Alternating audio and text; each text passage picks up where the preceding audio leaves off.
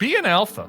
Like, why are you such a surrender monkey? Like, why? Like, you're one of the richest guys in the world, and you do the jujitsu and the MMA. Like, why are you getting pushed around?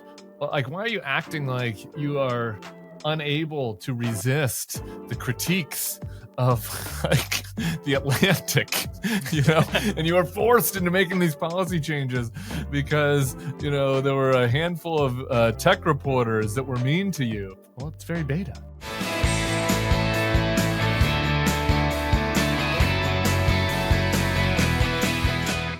Hello and welcome to the Bulwark Podcast. I'm your host, Tim Miller. We've got the perfect guest for today's Facebook news. Charlie Warzel, he's staff writer at The Atlantic, author of the newsletter Galaxy Brain about technology, media, and big ideas.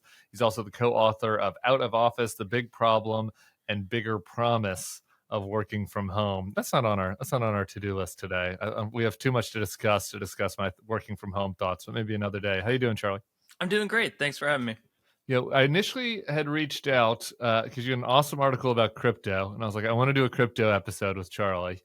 And the news gods had other ideas. We'll get to crypto at the end for people dying to hear our hot takes about Ethereum.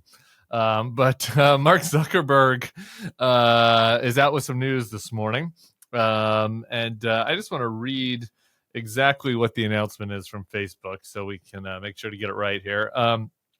He is replacing, not that matters anymore, but he is replacing fact checkers with community notes in the model of Twitter. That's number one.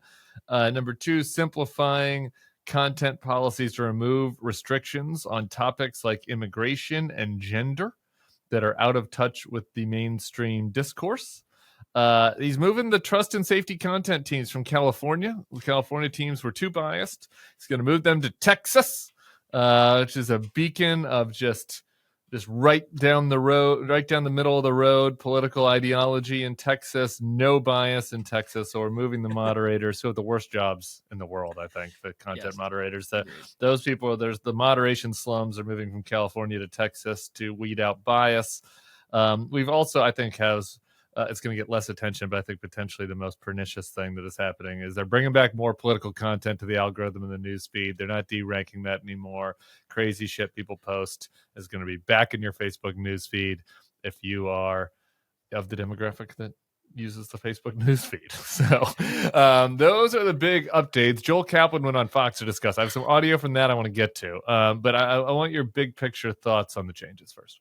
Sure. I woke up to this full candor an hour ago. Yeah, so my thoughts on this are basically, I think that Mark Zuckerberg is very, and I felt this way for a while, very ashamed of everything that he and Facebook did between, let's say, March 1st, 2020 and January 10th, 2021, right? So beginning of the COVID pandemic right into post January 6th. I mean, the fact that this announcement is coming, I'd go on back. January I think he's probably 7th, ashamed of what they did starting in 2016, trying to root out the right. I mean, yeah, I would agree. Cambridge Analytica stuff and all that. I don't think he cares about actually. I would agree with that, but I think too, you can they were up against a lot of pressure there, and they were always sort of trying to do the very least. Like they were being kind of dragged along by people. But what I think back to my Zuckerberg did an interview in March or April of 2020 with my old boss, who was at the Times then, Ben Smith, about COVID misinformation. And it was the first interview I'd really heard from Zuckerberg where he was basically like, no, it's good that we're censoring, quote unquote, right? Yeah. It's good that we're taking action against this. This is a very clear-cut situation in which there is actual harm, connected to this type of content, these type of words.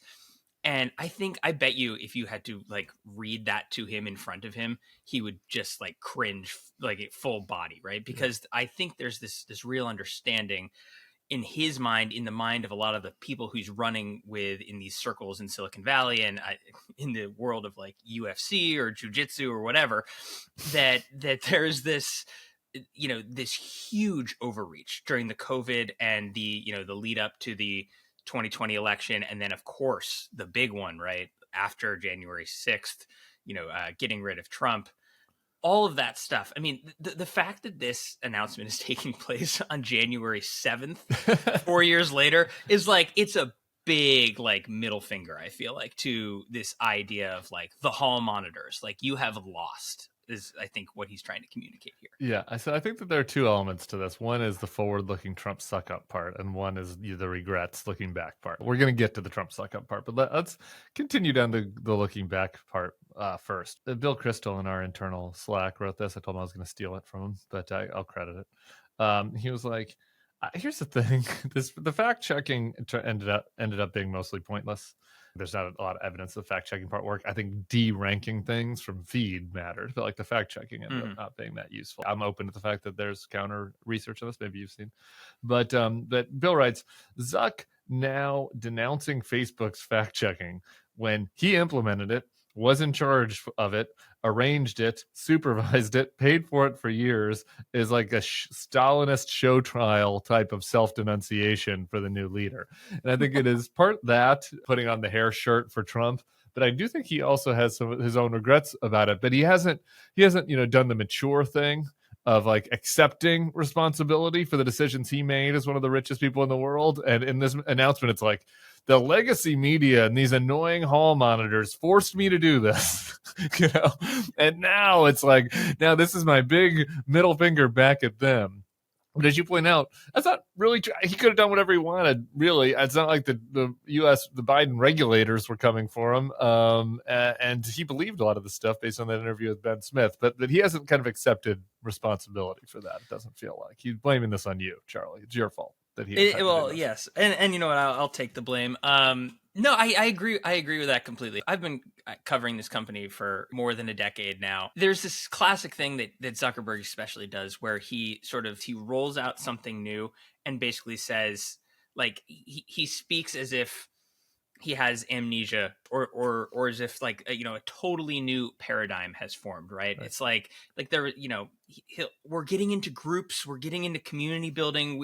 Everyone just wants to gather with people around shared interests, and then like QAnon happens, and he's like, I don't know what people were doing, trying to gather in these groups, and we're just forcing people into these groups. So what we really want to do is this, like. They were all about news and prioritizing the news feed. I mean, when I worked at BuzzFeed in 2013, one day, literally just one day in October, we had 300 times the amount of referral traffic that we normally had to the entire site. And it was because someone at Facebook turned a dial. Yeah. And there was all this stuff because Facebook wanted to get, in bed, partner with these news organizations, be a place where news, reading, where all this happened. Then they realized that when they cared about reading. Then they realized, like your grandma is getting radicalized. It's a terrible experience for absolutely every person on the app to be inundated with political news 24/7. And they were like, this political news, it's bad. It's like, you did this. You control the website. You are making the editorial decisions, and yet they sort of act like it's these like gravitational forces that are like pushing and pulling us into these behaviors. Facebook is the one dictating, what we see, what we do, how we act on the platform. Yeah. It's like JVL wrote about this in the Triad this today. It's like, be an alpha. Like, why are you such a surrender monkey? Like, why? Like, being like, you're one of the richest guys in the world, and you do the jujitsu and the MMA. Like, why are you getting pushed around?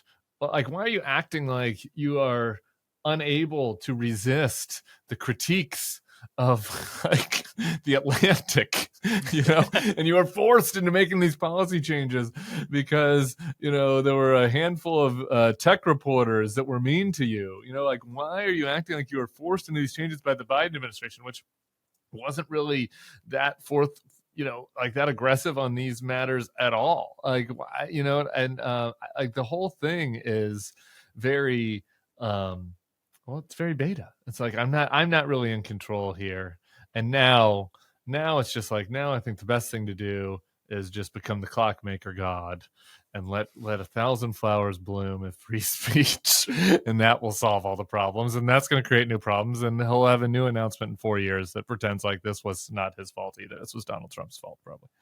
Well, and I think we also have to like talk about the Elon Musk of it all, right? Yeah. I mean, he is essentially adopting the Twitter practice, like community notes, right? Which Yeah. I mean, like hand up, community notes is an interesting feature. Like of the Muskian, features, like it is the one that sort of probably makes the some best thing he's sense, done. right?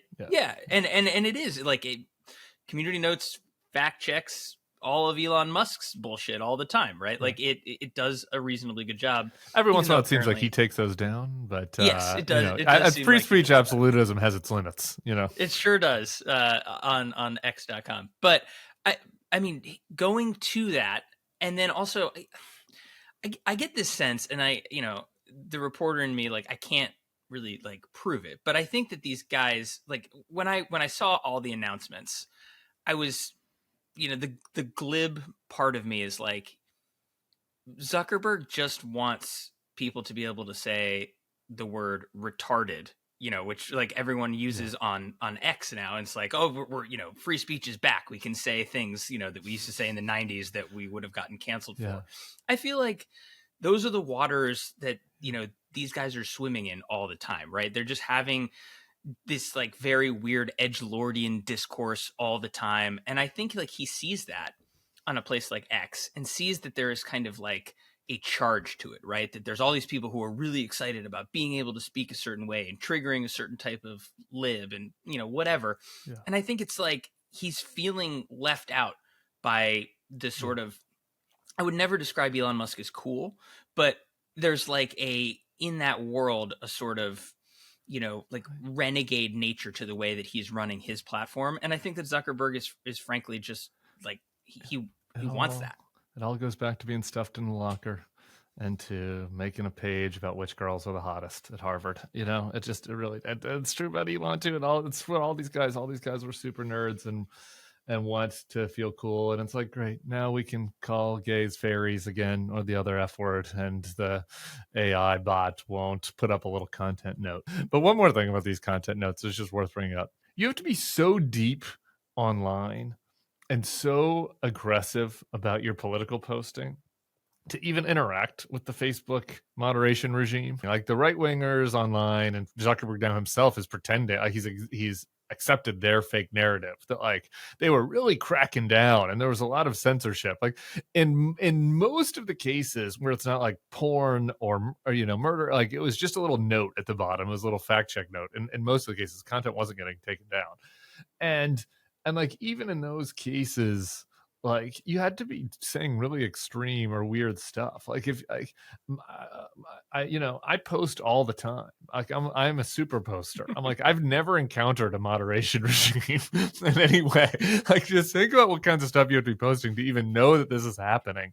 Like most normal people don't even like this doesn't even affect them. It's like a small number of edgelord super posters that have now like taken control of the entire narrative about online censorship. I agree with you on that, but I will the one point of pushback I will have is I think as always like Instagram is the thing that's going to get like forgotten in all of this, and I do think the changes, if we feel them at all, right? Like this could be, and this is the thing with all Meta, Facebook, whatever changes, is like they can be subtle and they can make a big deal out of them because they're subtle and your experience will barely change, or they could be wild, right? And all of a sudden, like every Meta product is going to look like X or 4chan or whatever. We don't know, but I do think, especially like the inclusion of like, not filtering out any politics stuff. And by filtering, what Facebook means is like Facebook was still showing people politics stuff across all the channels if you showed interest in it. It was just making sure not to show it if you hadn't showed interest. If Instagram's experience could change drastically if people are like, I just want to see like Timothy Chalamet at the Golden Globes, like I'm just into that, and all of a sudden it's just like the worst people you've ever met Pepe in your memes. life posting about, yeah, exactly. Like that could piss a lot of people off. And I guarantee if that happens, he will come back and be like, they were pushing politics on us. Like it was the whole, like post-election Trump won. We're going to stay away from that. Like as if he had no hand in it. Yeah. Yeah. Now that you mention it, this maybe says something about the type of content that I'm consuming. The only experience I've had with any meta content moderation is occasionally I see gays complaining that they have had their Speedo pictures censored by Instagram. So I don't know if the rules are changing on that. I think that maybe lascivious Speedo pictures are still going to come under the long arm of the content moderation law, while posting the R slur is cool. I don't know. We'll see. I don't know. I mean, the stuff with X is, he's been very against any kind of like sexualized content or nudity on all meta platforms. It's like been a very prude platform since the beginning of its existence. If you go on X, like X is just feeding you hardcore porn when you're not asking for it all the time. So I don't know if he's ready for that part of the free speech wing of the free speech party. Well, this is just this is like, I've written so much about this. The whole moderation discourse is always so stupid because it's like it's so hard. I back in the day, I guess I should say this. Like I consulted for Facebook for like a year, 10 years ago now, 15 years ago, and I had some overlap with the moderation team where I had to do PR. And like when you talk to people that are in charge of actual moderation, I mean, what they see every day is so insane. I mean, like the dregs of society, like just with the scale that Facebook has or Twitter, any of these things have, even random message boards, the scale a small message board has, like the amount of like gross porn, murders, like stuff you would never want children to see on the platform, something adults don't want to see, stuff from the end of, stuff that they were showing at the end of The Substance, which I suffered through last night, like teeth coming out of people's mouths and like racist stuff, it is so challenging to moderate all that, even with AI, even with technology. And so like if you turn down the notch on like kind of the automatic vetting, of certain keywords or key terms or key images, like then the amount of shit you don't want to see elevates. Spam. I just should have included spam in there, and it becomes Craigslist. It's like literally becomes like, remember Craigslist was a great place to like buy tickets or sell furniture and stuff now, and now it's like the only thing on Craigslist is like scammers like trying to steal your money and porn and weird stuff. It's a really good point because so much people don't realize, right? It all gets caught up in the censorship conversation, and so much of the job, like you said, everywhere on the internet, from the smallest message board to whatever, like moderation is just, it's like people should think of it as like, okay, here's a Starbucks, right? Like we have to clean the bathrooms, right? We have to wipe down the counters every night at the end of the day. It's like you can't let a naked person walk through the store. You can't let somebody like blare it with an iPad, like showing like NC-17 like porn, cadaver porn. Like you can't walk into the Starbucks doing that, right? Like, or else people won't go to the Starbucks. And that's what it is. And occasionally there's an edge case, right? There's a guy who comes in who's playing by most of the rules, but he's listening to his iPad too loud, and you have to say like, hey man, sorry, can you turn it down? And that becomes the censorship. Like, yeah, the edge cases are frustrating. It sucks to be on the other end of that, especially when you didn't think you were violating the rules, but you have to have some kind of standard in a communal space. It's just like basic humanity. All right, now we got to get to the Trump part of it, which is more in my realm than yours. Joel Kaplan, for people who don't know, it's a longtime kind of, pretty normie Republican, traditional Bush Republican, but was good friends with Kavanaugh.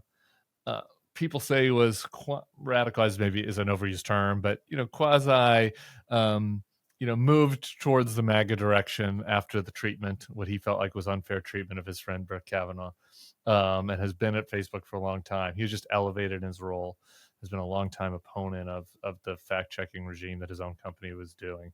They made this announcement this morning, and the rollout was not to discuss it with I don't know, my friend Savannah Guthrie over on the Today Show or something. His first interview was with Fox and Friends.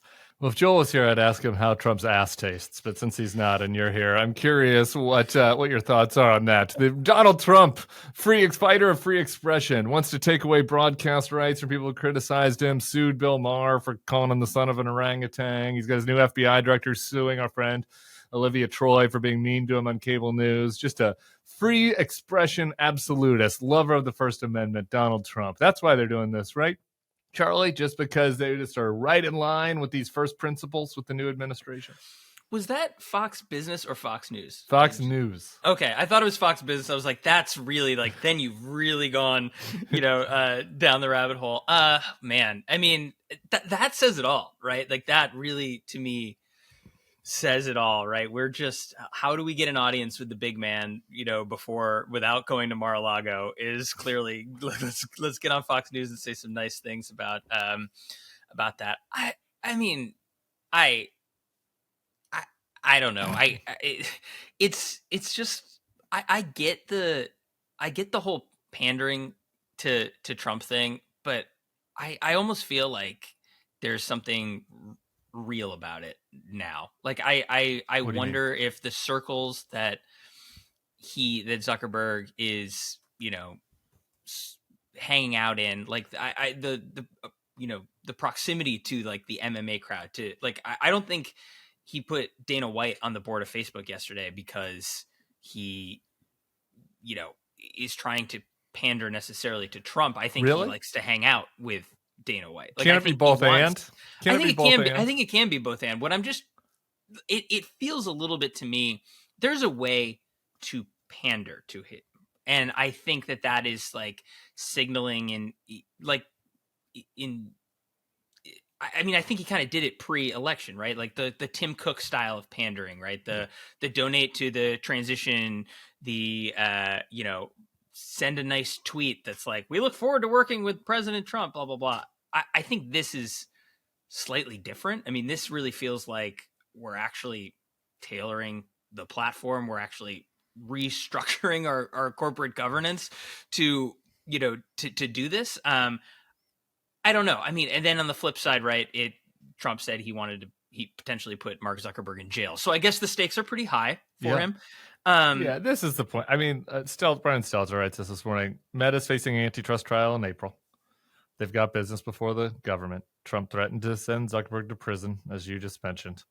So I think that Zuckerberg can both be red-pilled and want to say retarded, like on his platform. I think he can have both. Like that can be true. He can be like trying to relive like Boys State, kind of like hang out with his new MMA bros and like, want to say non-PC things. And like, he thinks that's cool. I think he can both feel that and also be like, this is easy pickings Trump suck up stuff, right? Like this is just like, we can go on Fox, we can butter him up. I can go down to Mar-a-Lago. I can go from censoring, and insurrection material to putting my hand over my heart as they sing the January 6th choir's rendition of the national anthem. Like I just think that this can be both of those things at the same time. You're probably right about that. I think what is always true about the right these days in the past, 10 years, Trump will always turn on you. Obviously we've seen that Trump, Trump will knife you in the back if it's convenient.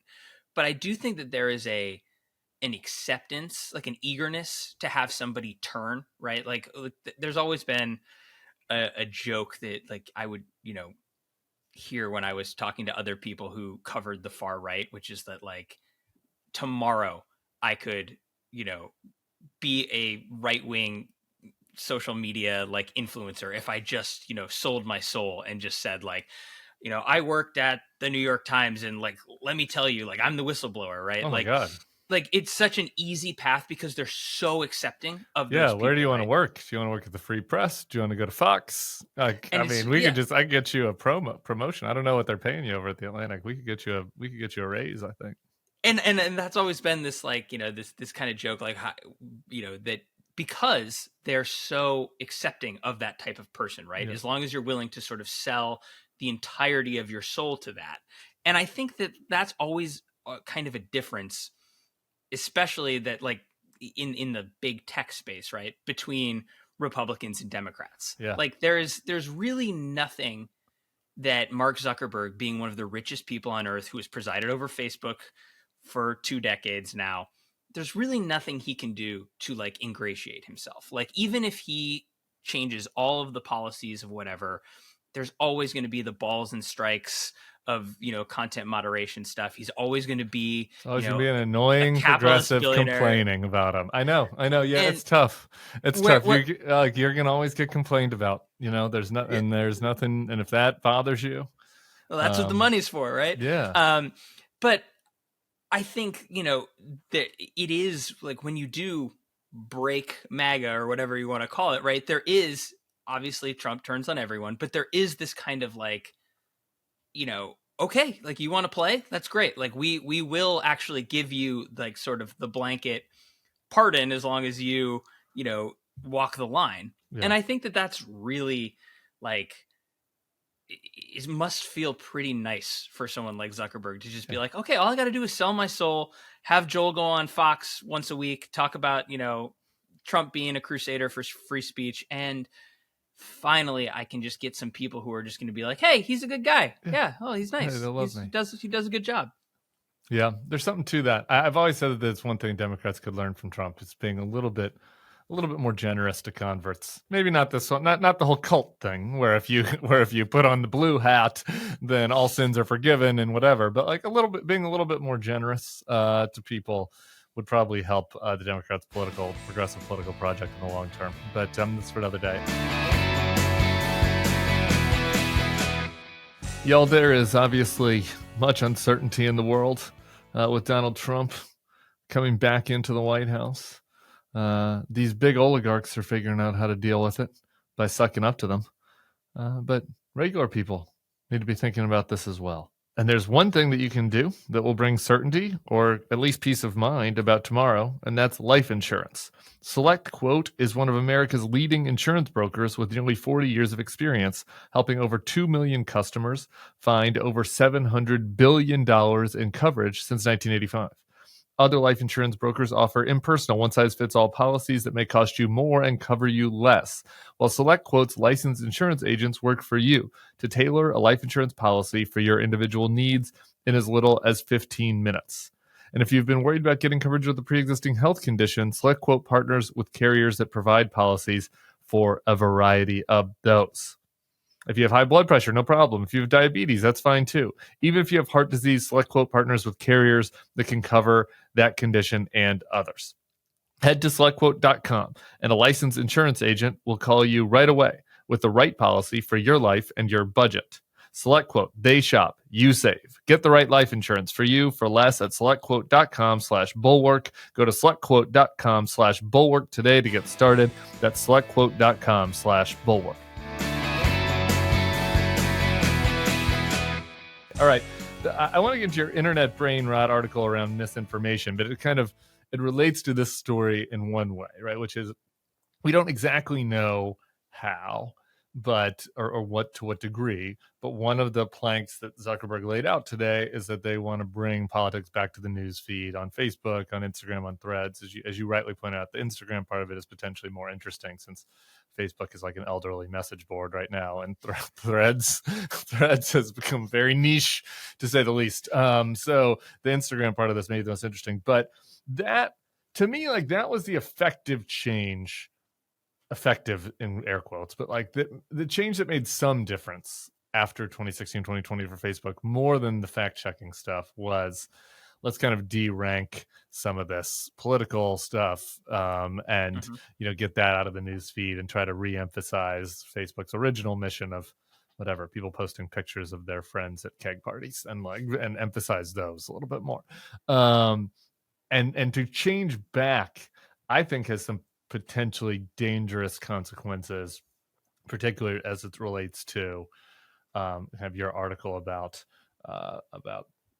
conspiracy theories, around various hot button issues. What do you think about that? I think that, again, we might not be able to, the changes could be small, right? And it could be sort of on the margin stuff that is going to sound really good to people like Donald Trump, and you're not going to see that much of a difference, right? That's totally possible. It's also possible that this is a classic maneuver by Facebook to push so far in a direction, and that they historically don't seem to think through the externalities of what they're doing, right? Like, for me, yeah, the idea of deranking some of this quality news, whatever stuff, that's a big one. But for me, the biggest one was this focus on groups and communities, right? And just throwing people together based on some of these shared interests. And every time that Facebook chooses to prioritize something really heavily, its algorithms are pushing people in this way that they don't really notice, right? They don't really totally understand. It's all of a sudden unintended consequences. This is my classical Oakshottian small c conservatism coming out. You make a big change like this, you don't exactly know what's going to come out the back end.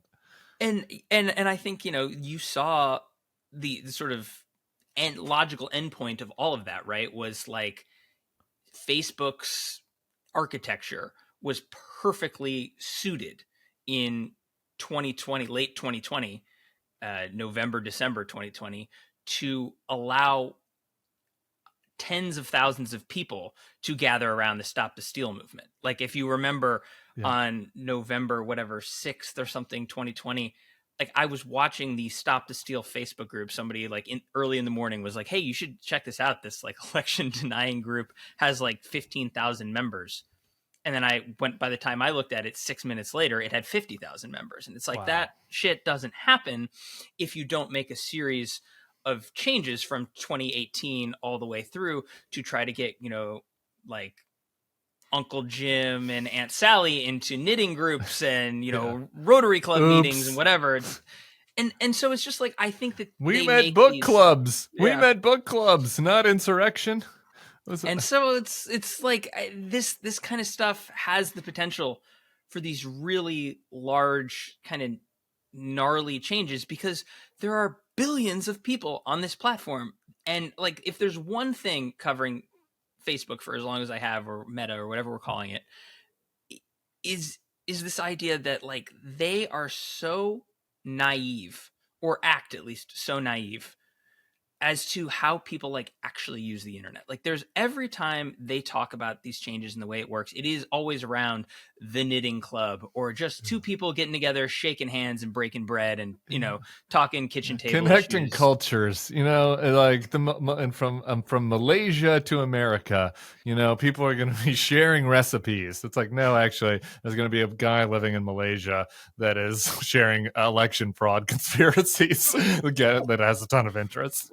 Or a bunch of guys in a room in Malaysia with 186 smartphones hooked up to a thing, basically reposting each other's generative AI shrimp Jesus Facebook spam to trick grandma and grandpa into thinking that, I don't even know what. But it's like that people go on the internet. I have this theory, which is called the toilet theory of the internet, which is that most things that you see that either delight you, enrage you, whatever, that are just posts by a human being, were probably typed out with two thumbs on the toilet by somebody else.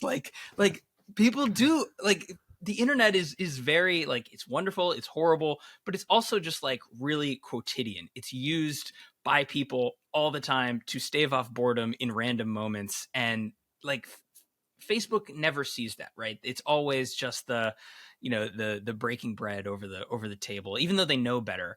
And I just think when you make these changes, especially when you make these sort of radical changes very quickly, the unintended consequences always rear their ugly heads 18 months down the line in a totally unforeseen way. One of your other theories, I want to talk about a recent article, was that the internet is not functioning so much as a brainwashing engine, but as a justification machine, that it like people find information to justify any pre-existing crazy view that they have.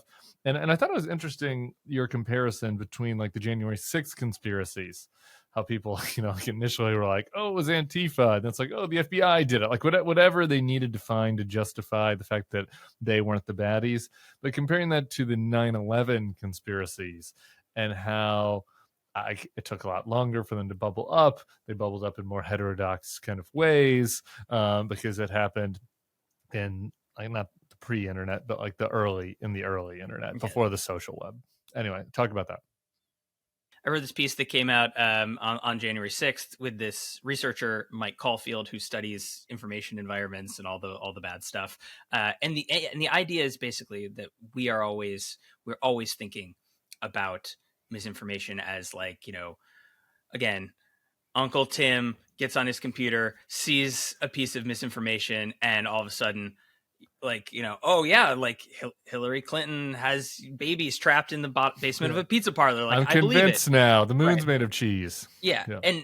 And really what's actually happening is that it is keeping you locked in your beliefs. Like, the misinformation peddling that's going on everywhere is to keep people from having, from having to experience cognitive dissonance, for having a piece of information come in and make them rethink their entire worldview. And January 6th is this great example of this, right? Because, I mean, we can't forget, like, I saw them, on the 4-year anniversary, like dredging up tweets from, Eric Erickson being like, shoot the protesters, right? Like, all these people on the right saying, this is unconscionable, this is horrible, right? Yeah. So there's this moment where a crack lets the light in, right? And it's like, oh, what are we, are we the bad guys here?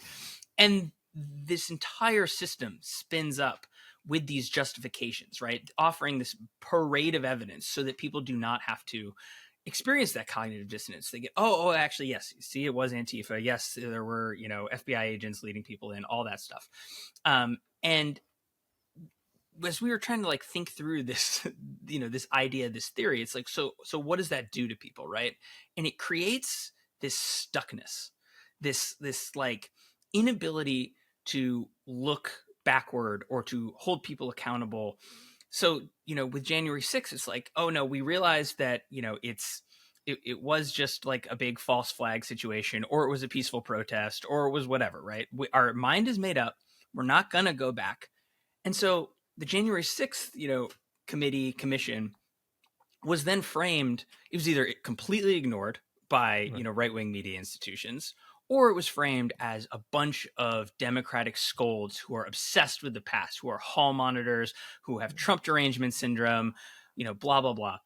And there's this inability to look back because all we're doing is looking forward towards the new barrage of evidence that makes us feel, like comfortable in our beliefs. And I mean, the reason why we compared it to the 9/11 stuff is the 9/11 commission, obviously it wasn't like, January 6th and 9/11 aren't completely analogous events, but they are both really like, visually intense attacks on the country.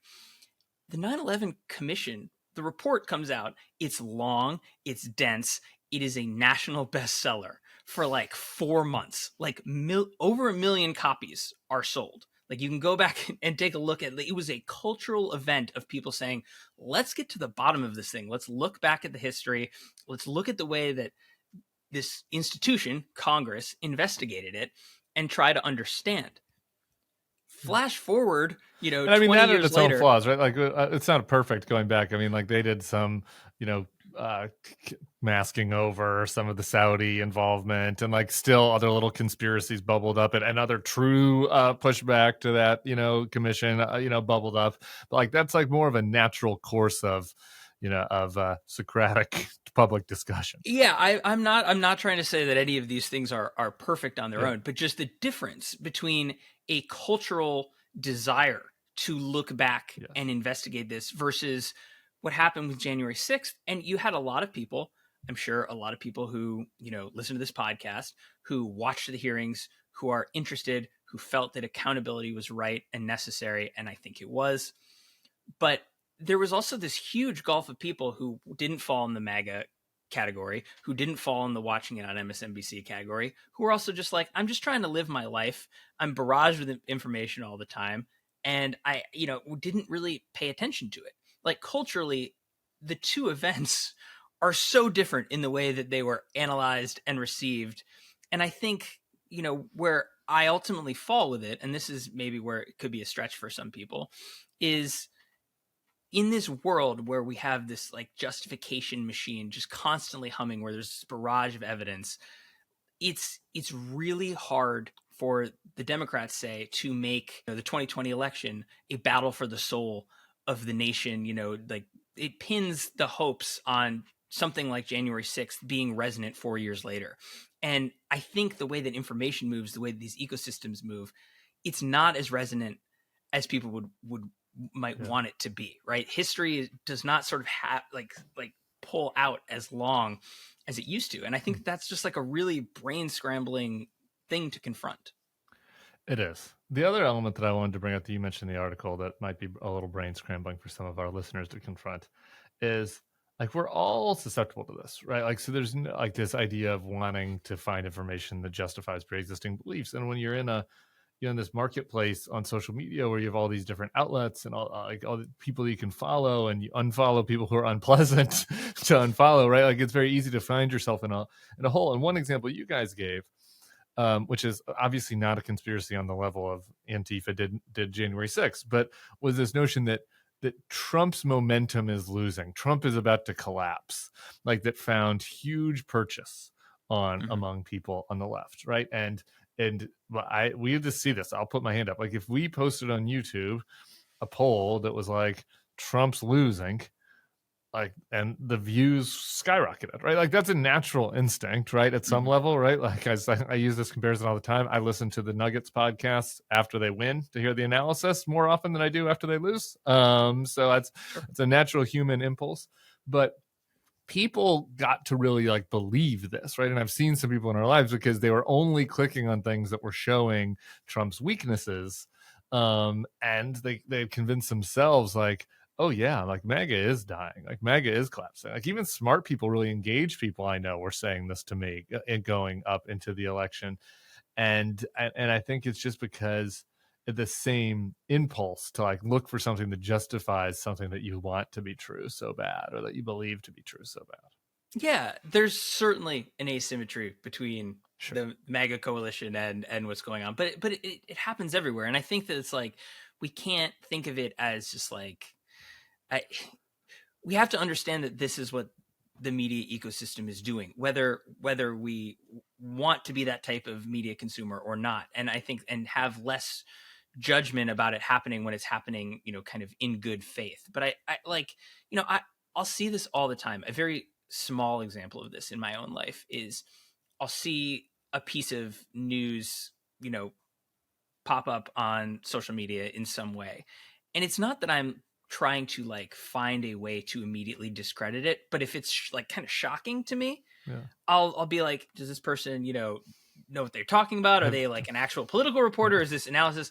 And sometimes the initial instinct of me being skeptical of that is because it's a piece of information that doesn't make sense to my worldview, and sometimes it is bullshit, but sometimes it's actually just right. But that instinct of me going and being like, okay, so is this guy credible, it's good, but it's also because of this idea of like, whoa, like we're not used to, we've sort of lost our defenses for information that makes us, question our worldview a little bit. I'm the same. The other side of the coin is the same for me, more positive. Like in my nerdy, politics and policy feeds that I follow, if somebody's posting like, if your colleague Jerusalem Demsis, who I love, is posting she's like, ooh, just read a new study, showing that we need to build more housing in urban areas. I'm like, oh yeah, I'm clicking on this. Like I want to get a couple of sentences I can use from the podcast, right? If I see somebody else or like an anti-immigrant person, I've got a new study out that's like, the real problem is that we have too many immigrants here that are taking up too many houses. I will either just not click on that at all, or do what you're doing, like click on that person and be like, this person's got to be bad, right? I got to find some reason why this person's bad, right? Like that's just that's natural, that's human. But these are like Winnie the Pooh in the tuxedo, like version of the problem. That like that there's some like other people doing the same thing that are like people that are just like Winnie the Pooh naked eating honey, right? So like how do you combat this? I mean that's the big thing. This has been the problem my entire career, right? Is like I feel like I write things and you identify a problem and then you're like, sorry guys, here's the problem. But I do think like the person who has the foolproof solution to that problem will probably win like a Nobel Prize because it'll like save humanity to some degree. I mean, there's all kinds of things, right? There's fixing different issues of media literacy, which is the boring and sort of eye-rolling answer to that. There's I don't think clearly we're not going to get any platform regulations, but also platform regulations are their own minefields. The way that I like to look at this issue, and I think I've said this in different places before, is that this is the internet and the democratization of speech in this way. Like think about multiple billions of people on Facebook at a given time. Like that is historic, right? In the sense of humanity. Like we have not connected people in this way ever before. It is a media revolution on par with something like the invention of the printing press. Yeah. And if you go back to that, that's centuries of tumult and disruption. And I think that like everything in the internet age, we will speed run that. But I think like we are all trying to figure out what the hell is going on, how to process it. Like it is rewiring our relationships to each other and to ourselves. And I think that it's this long process, right? Where we develop new norms around how to communicate, how to share, how to do all these different things. It's a very unsatisfying answer, but I think when people are like, what button can I push to make life more sane? It's like, there is no button. Like we are like, there's no net underneath. Like this is a new experiment for civilization to be doing this. And unfortunately or maybe fortunately, I don't know, we're all sort of born and living in this time period of like massive societal, technological, cultural disruption. Yeah, and actually, we're going to spend the next 4 years not trying to fix it. So there's that. There you go. Was kicking around with some of the parents at a child's birthday party over the weekend, deciding how we're going to manage January. We just had the January 6th anniversary inauguration coming up. You want to stay in touch with the news, but also take the edge off a little bit. And one thing that came up, Sol's out-of-office gummies. And I got good news. This podcast is sponsored by Sol. Sol's new out-of-office gummies are perfectly microdosed with hemp-derived THC and CBD to give any day that chillin' on the beach vibe. And if you've been listening to this pod, you can now buy hemp-derived THC products in all 50 states. Because of the 2018 Farm Bill, hemp-derived THC is now legal and accessible nationwide. The out-of-office gummies help you get that much-needed me time at the end of the day, or during the day, depending on what kind of job you have. They're convenient and delicious. Out-of-office gummies give you that warm, fuzzy, euphoric microdose feeling without sending you to the moon. You can go for a jog, watch your favorite TV show, though I would not recommend watching The Substance on gummies, or maybe on anything. I don't know. Maybe you're not a soft boy like me. The Substance freaked me out. But maybe some of the other TV shows, the lighter TV shows, Silo I've been watching, that's good with a little gummy. Whatever floats your boat. Sol was founded 5 years ago by brother and sister duo Mike and Angie Lee. Mike's a former world-ranked boxer, and Angie is an author and professional speaker. They wanted to create natural alternatives to medication that tackle problems they deal with themselves. And Sol's products, they're grown right here in the USA. So if you want to feel your best, head to getsol.com and use code THEBULWARK for 30% off your order. That's 30% off your order using code THEBULWARK. One last time, getsol.com and code THEBULWARK for 30% off. Enjoy. Hey, y'all, if you love this podcast and want to listen to all Bulwark podcasts ad-free, join Bulwark Plus today. You can click the link in this description. You'll get the best politics newsletters in the business, and you can become a Bulwark Plus member right now. We'd appreciate it.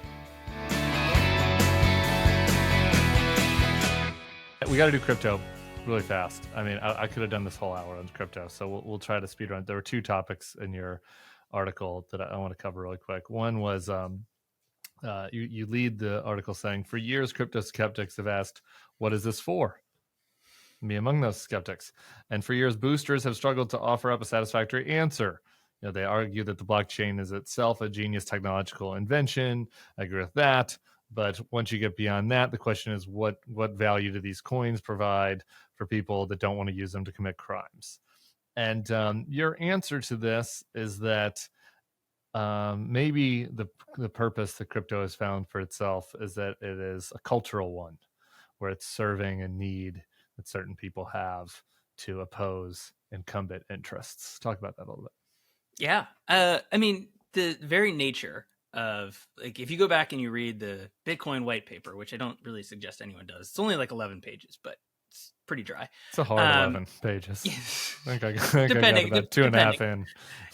If you read it, like, obviously it's not overtly political, but it is a political notion to want to build a technology that, circumvents the need for middlemen or middle institutions, or it's basically, trying to come up with a decentralized form of global finance, right? That in itself is just it's an anti-institutional idea.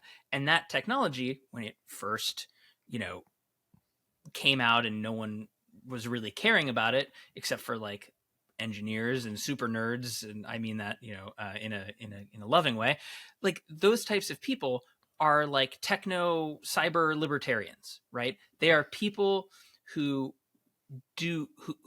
want that sort of democratization, who have a healthy skepticism of institutions and authorities and power, and would like it, a technological tool to circumvent all that. And so those are a lot of the people who had an early investment in Bitcoin, who got in, on the ground floor. And by the ground floor, I mean the real ground floor. And the people who have, 100,000x returns on their investment at the moment, and who have been made incredibly rich. Then you have a lot of the other like speculator class and people like that. But so many of the people who have been on this bandwagon for a long time got in not necessarily just because it was like a really good speculative asset. They got in because of this sort of ideological rooted connection. Yeah. Those people being made really rich, like they are now a meaningful political constituency because of their money. And they, like, that influence in this moment is another like really big cultural factor in our like anti-institutional moment. Yeah. And I think that the Democrats had a miss here. I mean, I'm for crypto regulation for the reason that I want to close the pod with, but the kind of like disdain of it, or like this notion of this desire to attack it from being the institution, like taking on the guard of like the Democrats are the protectors of the big institutions.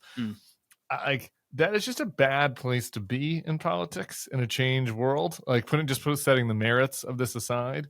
And I think that because Trump didn't give a fuck about this, right? Like Trump would have been happy to regulate crypto, to get rid of crypto, to whatever. It's not like any of him or the core people, well, now the new core of Andreessen and them care, but like the original MAGA crowd doesn't have strong crypto things. Trump like saw he could make money on it, and so did.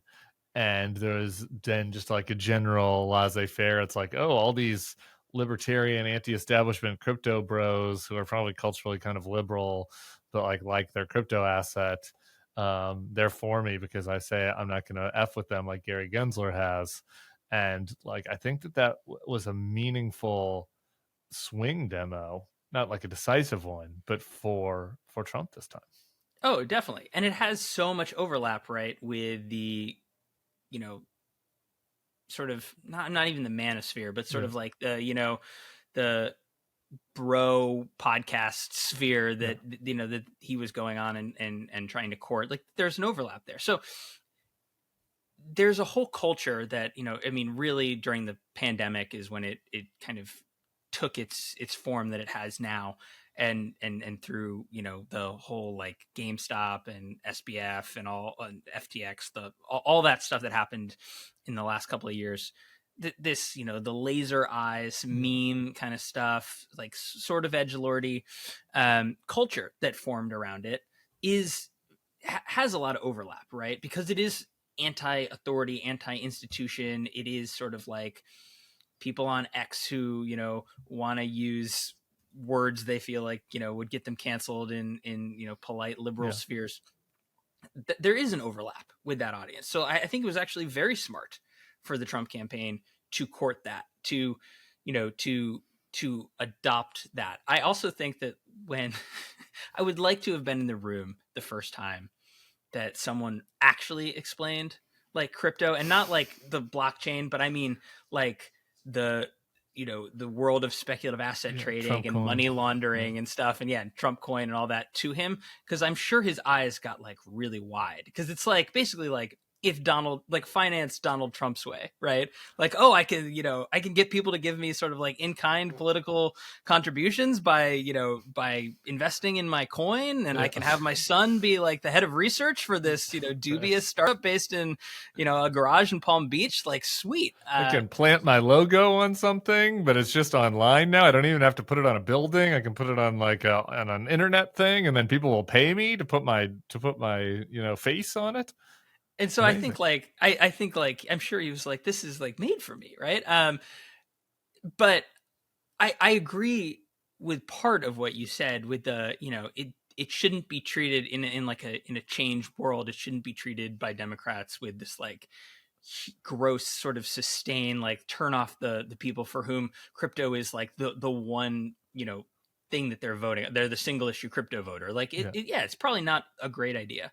But I think we might be going with this conversation, like there is a really large concern when it comes to like, I'm not like a defender of like big investment banks by any stretch, but I also think like in commingling our financial system with the most volatile speculative asset ever really to exist is like a freaking nightmare. And that is where we might be headed. It is. That's our final topic. People should read the whole article. There's also Trump corruption stuff that we could spend a ton of time on. A Chinese national cryptocurrency entrepreneur recently bought $30 million worth of tokens in Trump's shitcoin, for one example. So anyway, there's much more that came from. We'll have the link in the show notes. But here's my last note for the on my Google Doc for this podcast. I wrote in all caps, because I just hadn't really thought about this that much. I read about crypto stuff, but like once you get deep into the crypto like regulatory elements, it hadn't set in for me until I read your article. Letting big banks commingle with crypto would be insane. Did nobody read The Big Short? like what? Like really? Like it is wild that there is not going to be just some basic regulations and guardrails. Like honestly forget like even regulating crypto, but just preventing like the banks that are too big to fail that caused the Great Recession from being exposed to like this type of risk asset. For that piece, I talked to this researcher named Molly White who studies, reports on, is deep in the crypto world and the regulation stuff and all this. And this was her like red flag concern, which is basically like, think about when FTX crashed, right? Yeah. It was an exchange that was insolvent. Like the bottom fell out. A lot of people lost everything. Most of the people who do lose everything are the people who have the least, right? Like the whales usually don't lose at all. They're diversified, whatever. It was a terrible thing for a lot of people. Yes. It was totally contained though, from the global financial system. It was not like, when the bottom drops out of a bunch of people defaulting on their mortgages, that all of a sudden, we end up with, bankers in the street, lighting their little boxes of their desk stuff on fire. That is what like protects us right now. Like, you can be for all of this, I want a decentralized currency. It's easier to send money to people in different countries. I like the culture around it. I like to essentially gamble on the price of Bitcoin, like all that stuff. Hey, like, if I get Free it, country. I get it. Right. Sure. Exactly.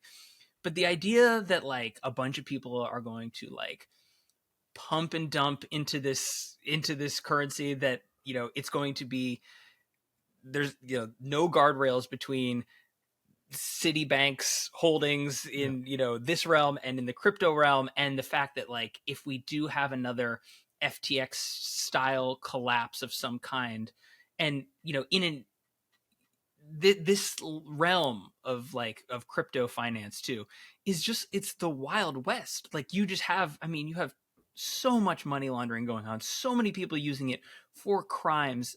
It's not to say that the traditional world of finance is great, but like, to have those things together in that sense, and then to have, a potential global financial crisis because all these banks have FOMO and don't want to miss out on, like having, giving their clients access to something like this because, their son likes to trade it on Coinbase. Like, all of that is just, it's maddening. And it's really, it's like freaky. And so I think like that is the place where I think you could find reasonable democratic opposition, which is to say like, hey, it's a free country, but like, we don't want people losing their shirts, and basically not even basic investing protections for retail investors, and that includes retail hawk to a coin investors, like everybody. Okay, like that's a fine place to be. As long as you're not just kind of throwing away a growing demographic, despite one that is a little confusing to me. Charlie, oh wait, I was about to let you go, but I have one breaking news item. Trump says we're changing the name of the Gulf of Mexico to the Gulf of America. I don't know if you have any thoughts on that. Is that real? Is that real? That's something for people to. That's something for everybody to think about overnight, and they can Google for themselves whether or not that's real. Could be real, could be fake. Who knows? In the world of the new Facebook algorithms, and why would it matter? Why would we need to correct it if it were untrue? No value in that. Charlie Warzel at The Atlantic. Check out his work. It's so good. Come back soon. Thank you. Later, man.